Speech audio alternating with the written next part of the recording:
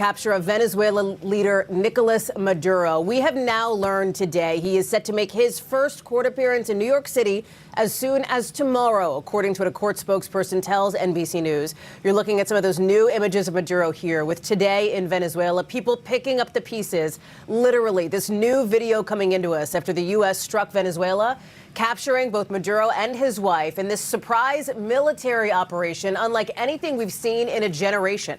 Certaines affaires prennent de l'importance, non seulement en raison du défendeur impliqué, mais aussi parce qu'elles mettent à l'épreuve l'architecture juridique transfrontalière. Le 30 octobre 2023, le ministère américain de la Justice a confirmé, par communiqué officiel, la réactivation d'une procédure pénale fédérale contre le président vénézuélien Nicolás Maduro, sur la base d'accusations de narcoterrorisme, de complot et de trafic international d'armes. La reprise de l'affaire, initialement présentée en 2020, a pris un nouvel élan après l'avancement des négociations judiciaires entre les agences fédérales américaines et les instances auxiliaires chargées de l'application de la loi dans les pays d'Amérique centrale et des Caraïbes. Le document, qui compte plus de 120 pages, a été déposé dans le district sud de New York, élargissant la base de la plainte précédente et incluant des éléments supplémentaires qui, selon les procureurs, indiqueraient une association continue entre les dirigeants du gouvernement vénézuélien et des groupes armés transnationaux. Cet épisode, bien qu'il ne marque pas le début du litige, a marqué un tournant clair dans l'approche adoptée par les autorités judiciaires américaines, en ce qui concerne l'équilibre entre la juridiction nationale et les actions de nature extraterritoriale impliquant des chefs d'État en exercice. La nouvelle présentation de l'affaire s'est accompagnée de mesures accessoires de grande envergure. Parmi celles-ci, l'inclusion formelle de dispositions relatives à la saisie des biens liés directement ou indirectement à la personne faisant l'objet de l'enquête, même s'ils sont situés en dehors du territoire américain. Selon le ministère public, les actifs liés à des transactions illicites, même s'ils sont enregistrés au nom d'intermédiaires, pourraient faire l'objet d'un gel dans le cadre de la coopération internationale. La structure de la procédure, bien que technique, a suscité des réactions immédiates sur le plan diplomatique. Les autorités vénézuéliennes, dans une note publiée par le ministère des Affaires étrangères à Caracas, ont qualifié cette action d'acte d'hostilité juridique, affirmant que le pays ne reconnaissait pas la légitimité des tribunaux étrangers pour juger son président élu. Parallèlement, le ministère colombien des Affaires étrangères a demandé des éclaircissements sur les mentions faites au territoire colombien dans le dossier. Soulignant que toute opération de renseignement menée sur le sol national doit être préalablement autorisée, les réactions ne se sont pas limitées à l'axe latino-américain. À Bruxelles, la délégation de l'Union européenne auprès de l'ONU a demandé un avis technique sur les limites juridiques de la juridiction extraterritoriale, indiquant que la question pourrait être portée devant des forums multilatéraux à court terme. L'impact de cet épisode ne s'est pas limité à ce qui s'est passé dans la salle à ce moment-là. La réactivation de l'accusation a rouvert une série de discussions institutionnelles qui étaient restées en suspens depuis la dernière vague de poursuites transnationales engagée par le ministère de la Justice au milieu de la décennie dernière. Des juristes spécialisés en droit pénal international ont commencé à examiner les précédents liés au concept de compétence universelle et aux critères d'admissibilité des preuves obtenues en dehors du territoire national. En ce sens, l'affaire Maduro a été considérée comme plus qu'une simple tentative de responsabilisation individuelle. Elle est devenue un tournant qui pourrait redéfinir les limites opérationnelles de la justice fédérale américaine en matière de sécurité internationale. Le choix du district sud de New York comme juridiction compétente, par exemple, a fait l'objet d'analyses techniques sur le lien juridique entre les faits reprochés et le territoire en question. Selon des extraits de la requête, les transferts financiers, les communications et les mouvements logistiques liés au stratagème décrits auraient transité par des canaux relevant de la compétence de ce tribunal. Cependant, les détracteurs de la procédure font valoir que l'utilisation de cette base peut constituer un précédent risqué d'extension excessive de la compétence judiciaire, portant atteinte aux principes de souveraineté et de non-ingérence. Bien qu'il soit rédigé dans un langage juridique dense, le document présenté par les procureurs américains adopte une rhétorique qui a attiré l'attention des analystes. En raison de son caractère narratif, l'accusation décrit un réseau présumé qui s'étendrait sur plus de 2 décennies, impliquant la coopération entre des membres haut placés du gouvernement vénézuélien et des organisations armées telles que les Forces armées révolutionnaires de Colombie et le cartel de Sinaloa. Parmi les éléments centraux figure l'allégation selon laquelle Maduro, alors qu'il était encore député, puis ministre des Affaires étrangères et président, aurait participé à des décisions stratégiques, visant à garantir la protection de l'État sur les routes du trafic en échange de paiements réguliers. Le langage utilisé dans le dossier a toutefois été critiqué par d'anciens procureurs et des experts en droit pénal.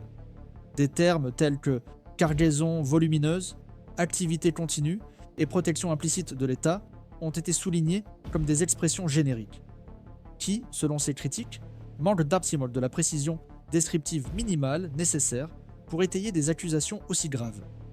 La forme même de l'acte d'accusation a été comparée par certains analystes à la structure de récit plus proche du discours politique que de la technique procédurale. La présence de clauses de confiscation de biens, généralement associées à des délits en col blanc et au trafic intérieur, a élargi la portée interprétative de l'affaire.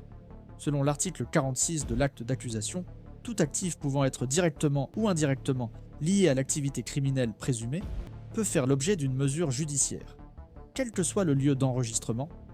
Cela inclurait, par exemple, les comptes bancaires, les biens immobiliers, les aéronefs ou même les structures d'entreprises basées dans des pays tiers. Cette ouverture a suscité des inquiétudes parmi les institutions financières et les agences de conformité opérant dans les zones de libre-échange en Amérique latine, en particulier au Panama et à Aruba. La perspective d'éventuelles ordonnances de gel a conduit à une réévaluation des actifs associés à des entreprises ou à des personnes liées à l'environnement politique de Caracas. Parallèlement, des cabinets d'avocats aux États-Unis ont signalé une augmentation des demandes de renseignements sur les mesures préventives possibles de protection du patrimoine. Cette évolution suggère qu'au-delà de son impact juridique immédiat, l'affaire Maduro a déjà des répercussions indirectes dans le domaine des relations commerciales internationales, avec des implications pour les investisseurs, les gestionnaires et les opérateurs financiers. La réouverture du procès a également été interprétée par certains secteurs comme un test institutionnel pour le système judiciaire américain lui-même.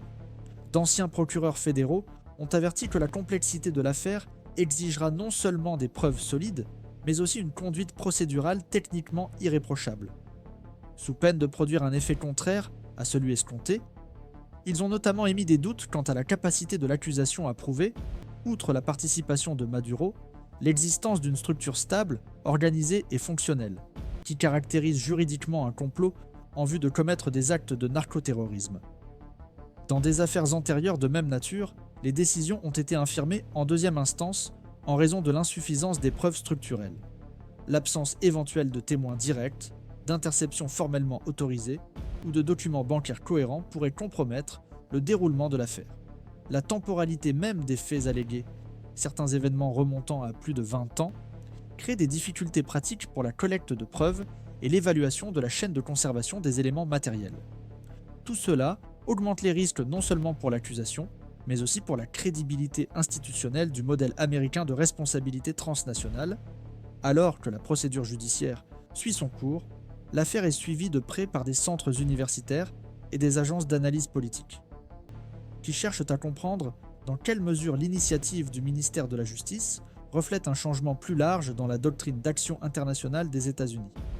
Dans des documents internes d'analyse stratégique, certains centres de recherche liés à des universités ayant une tradition en droit international ont commencé à traiter cette affaire comme un indicateur primaire d'un changement doctrinal, suggérant que de nouvelles plaintes présentant des caractéristiques similaires pourraient bientôt être déposées.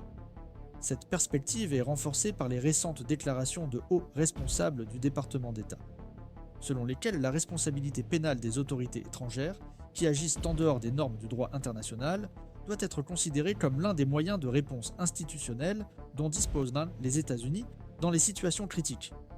Dans de tels contextes, il est essentiel de suivre l'évolution des événements à partir de sources fiables et d'analyses approfondies, afin de comprendre non seulement les développements immédiats, mais aussi les impacts structurels sur la politique internationale et le système judiciaire.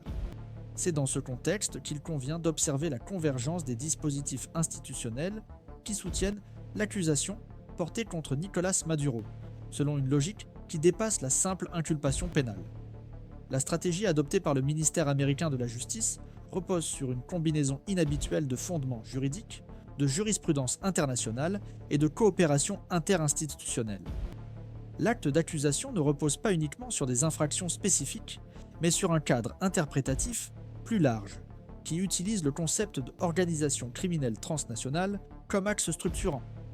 La base juridique immédiate réside dans le titre 21 du Code des États-Unis, section 9 160A, qui traite des crimes liés au trafic de drogue ayant des répercussions internationales, combinées avec les dispositions de la loi Patriot Act et les clauses d'extraterritorialité approuvées par le Congrès dans le contexte de la sécurité nationale. Cet arrangement juridique permet au ministère de la Justice d'affirmer sa compétence dans les affaires où il existe des preuves minimales que des activités illégales ont eu des répercussions, même indirectes, sur le territoire américain. Ce qui explique en partie le choix du tribunal de New York. À partir de là, la coordination entre les différentes sphères du gouvernement fédéral devient un élément central de la stratégie. L'acte d'accusation porte la signature de la division pénale du ministère de la Justice, mais mentionne expressément des éléments produits en coopération avec le Bureau du contrôle des avoirs étrangers, OFAC, l'administration de contrôle des drogues, DEA, et le Bureau fédéral d'enquête, FBI. En outre, il a été confirmé qu'une partie de la collecte de données a été soutenue par la division de la sécurité intérieure du département d'État, qui opère en parallèle avec la diplomatie officielle dans les zones à risque géopolitique. Ce chevauchement de compétences a fait l'objet d'une analyse critique de la part de juristes travaillant dans des organismes multilatéraux, qui identifient des risques d'érosion de la séparation entre les instances d'enquête et les instances diplomatiques. Cependant, les défenseurs de cette mesure font valoir que l'action combinée de ces agences constitue une réponse pragmatique face à la complexité des arrangements de pouvoir qui soutiennent les économies illicites dans les régimes hybrides. Cette convergence aide à comprendre pourquoi cette affaire a été traitée comme un laboratoire institutionnel pour l'application extraterritoriale de la justice pénale américaine. L'un des éléments les plus discutés est la doctrine de la juridiction protectrice, qui permet aux États-Unis d'intervenir dans des affaires impliquant des menaces à leurs intérêts nationaux, même si les actes ont été commis en dehors de leurs frontières. Cette doctrine a des précédents dans des affaires de terrorisme et de financement d'activités illicites, mais son application à un chef d'État en exercice est inhabituelle et juridiquement contestable. Le dernier précédent majeur cité par les analystes remonte à l'affaire Manuel Noriega, ancien dictateur du Panama, capturé par les forces américaines en 1989 et jugé pour trafic de drogue. Bien que l'affaire Noriega ait été validée par les tribunaux américains, les spécialistes du droit international soulignent que les paradigmes juridiques de l'époque ne s'appliquent de ou pas directement aux conditions contemporaines, en particulier après le renforcement du système interaméricain des droits de l'homme et l'avancée des instruments multilatéraux de coopération judiciaire. La jurisprudence récente joue également un rôle important dans le soutien de l'accusation. Des décisions telles que celle de la Cour suprême dans l'affaire Kiobel contre Royal Dutch Petroleum ont limité l'application des lois américaines dans des contextes extraterritoriaux, mais ont maintenu des lacunes interprétatives lorsqu'il existe un lien matériel avec les intérêts des États-Unis.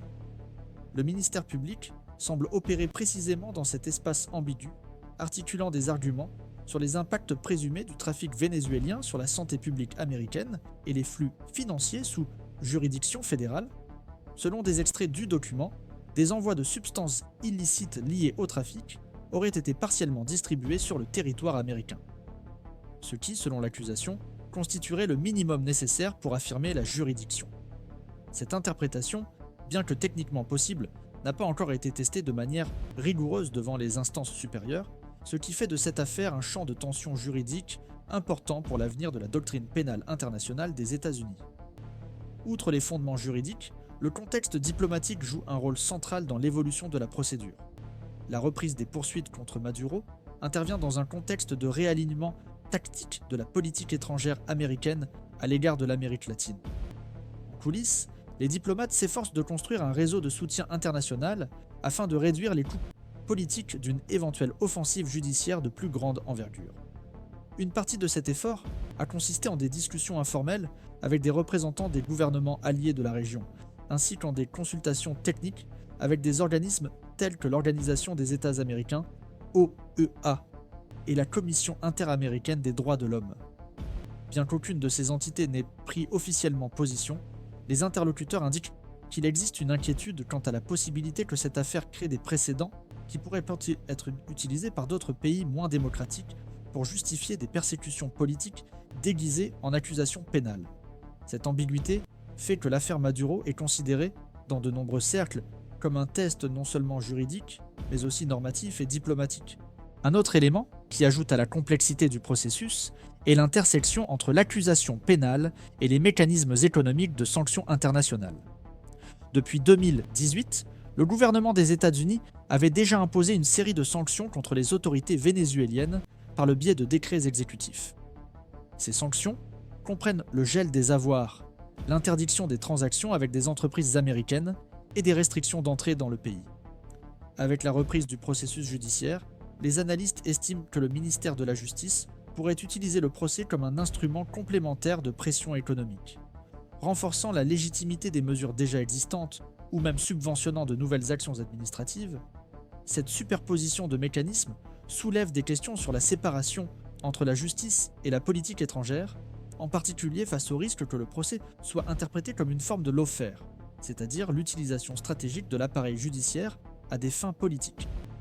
Bien que le terme soit controversé et que son application exige de la prudence, le fait que le défendeur soit un chef d'État encore en fonction rend inévitable la réflexion sur les répercussions collatérales du procès sur la légitimité des institutions concernées. Au cours des semaines qui ont suivi la relance de l'accusation, des institutions universitaires et des groupes de réflexion spécialisés se sont penchés sur les développements possibles de l'affaire. Les rapports internes de centres d'études à Washington, tels que le Council on Foreign Relations et le Wilson Center, indiquent qu'il existe actuellement au moins 3 fronts d'analyse simultanés. Le premier concerne la viabilité juridique de l'affaire, en mettant l'accent sur la cohérence des preuves et la légalité des moyens utilisés pour obtenir des données.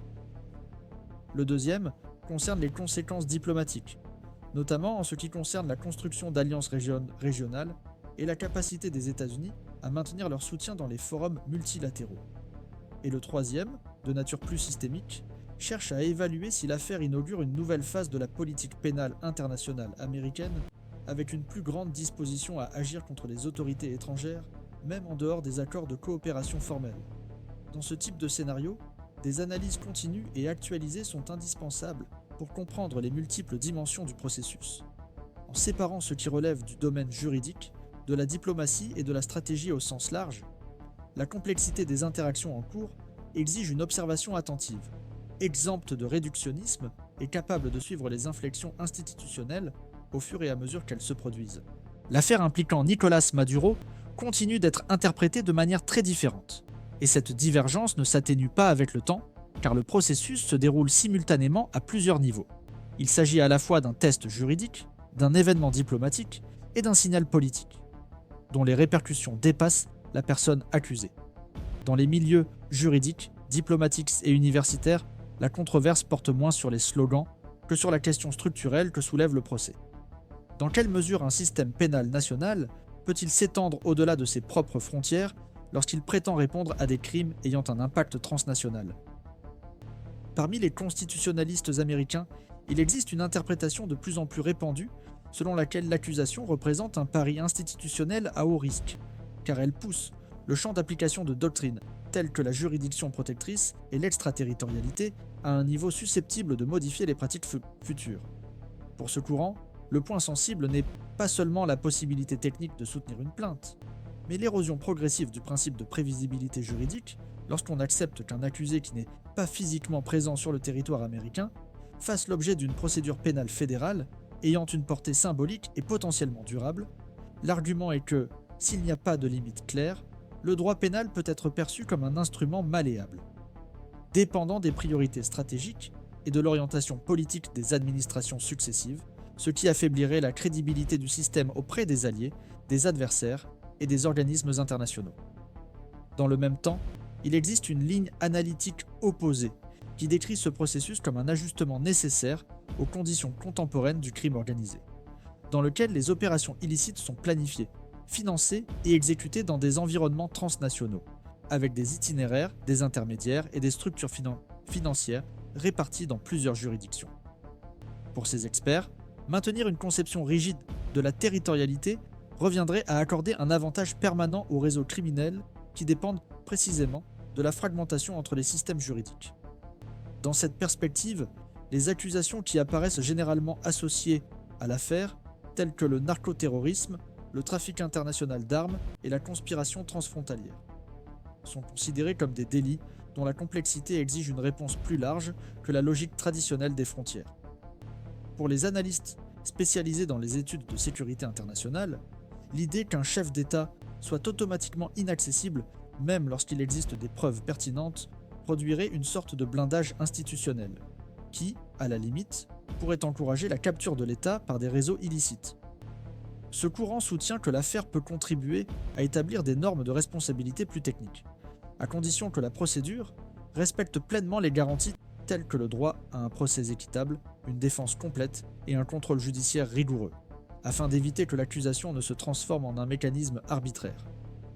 Parmi les spécialistes du système international, le débat se déplace vers le conflit entre souveraineté nationale et responsabilité pénale individuelle, un conflit ancien, mais qui prend des contours plus aigus lorsque la cible est un président en exercice ayant un contrôle effectif sur le territoire et sur les structures de sécurité et d'administration interne.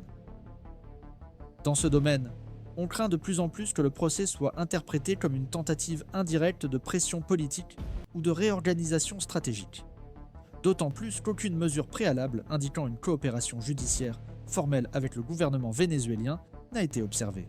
L'absence d'une voie traditionnelle de coopération et la difficulté pratique de mise en œuvre, étant donné l'absence de collaboration de Caracas, renforcent l'impression que l'affaire évolue dans une zone ambiguë où la légalité et l'unilatéralisme peuvent se rapprocher de trop près.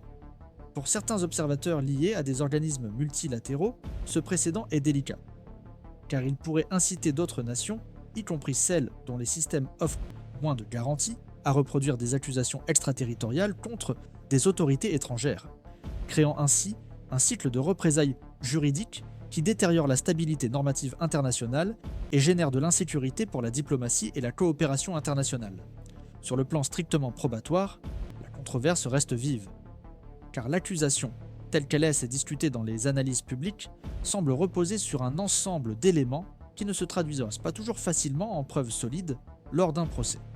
Bien que des liens avec des groupes tels que les Forces armées révolutionnaires de Colombie et le cartel de Sinaloa soient mentionnés, il n'y a toujours pas de confirmation publique de preuves directes démontrant un commandement opérationnel, une coordination concrète des itinéraires ou une autorisation spécifique de paiement et de logistique attribuée au président vénézuélien. Une partie importante des arguments s'appuie généralement sur des témoignages de collaborateurs, des interceptions obtenues dans le cadre d'enquêtes parallèles et des déductions tirées des mouvements et des flux financiers. D'anciens membres du parquet fédéral soulignent que cela peut suffire à justifier l'ouverture formelle d'une plainte, mais avertissent que le défi central se pose lorsque l'accusation doit prouver l'adhésion consciente au complot, en particulier dans les crimes de conspiration.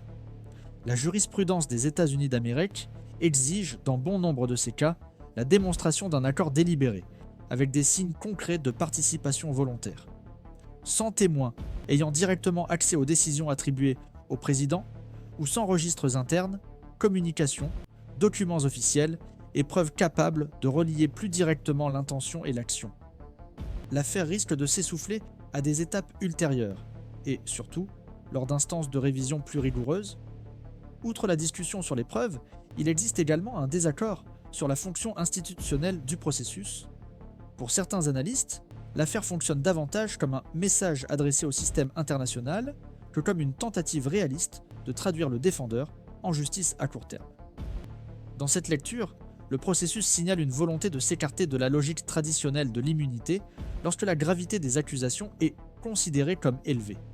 Les détracteurs, cependant, font valoir que l'absence d'une norme claire et universelle pour l'application de ce modèle alimente la perception de sélectivité, ce qui peut nuire à la légitimité de l'instrument lui-même. Les défenseurs rétorquent que la sélectivité, en soi, n'annule pas la validité juridique d'une accusation spécifique, à condition qu'elle réponde à des exigences techniques et soit menée avec rigueur et transparence. Néanmoins, le débat reste ouvert. Précisément parce qu'il n'existe pas de consensus consolidé sur les critères objectifs qui devraient définir de manière stable quand la responsabilité pénale extraterritoriale est admissible.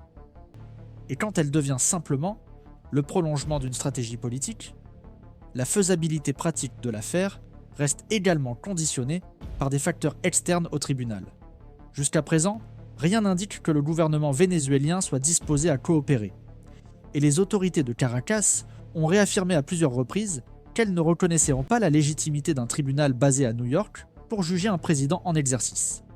Qualifiant cette initiative d'atteinte à la souveraineté nationale, cela implique que les mesures conservatoires et les effets concrets, tels que le gel des avoirs, les restrictions financières et la portée internationale éventuelle des ordonnances judiciaires, dépendront de la position des pays tiers et des articulations avec des organismes tels qu'Interpol, dont la neutralité opérationnelle a déjà été remise en question dans d'autres litiges. Tout scénario impliquant une capture sans coopération formelle exigerait des décisions extraordinaires dont le coût diplomatique serait imprévisible. Néanmoins, même sans exécution matérielle immédiate, l'existence même de la procédure produit déjà des effets indirects. Elle limite la mobilité internationale, augmente le risque juridique des transactions et intensifie la contrainte sur les réseaux financiers associés à l'entourage politique du président vénézuélien, renforçant ainsi le caractère hybride de l'affaire en tant que mécanisme juridique et instrument de pression indirecte. Tant que la procédure n'aura pas évolué vers une phase d'instruction plus consistante ou que de nouveaux éléments de preuve n'auront pas été présentés, le débat restera dominé par des projections conditionnelles. L'issue dépend de variables qui sont liées et s'influencent mutuellement.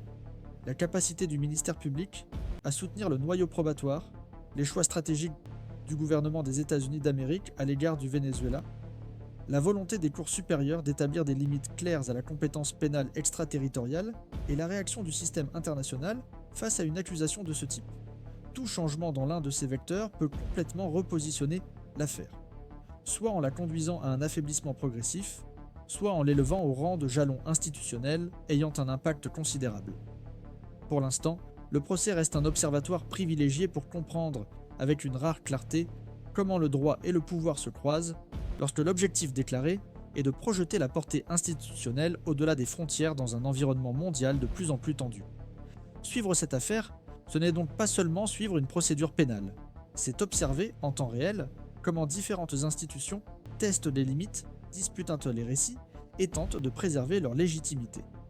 Dans un contexte où la sécurité internationale, la souveraineté et la responsabilité s'affrontent de plus en plus fréquemment. C'est en suivant constamment cette affaire, en prêtant attention aux détails et aux décisions à chaque étape, que l'on peut acquérir une compréhension plus approfondie du rôle des institutions lorsqu'elles opèrent sous une pression maximale, et avec des conséquences potentielles pour la conception future de l'ordre international,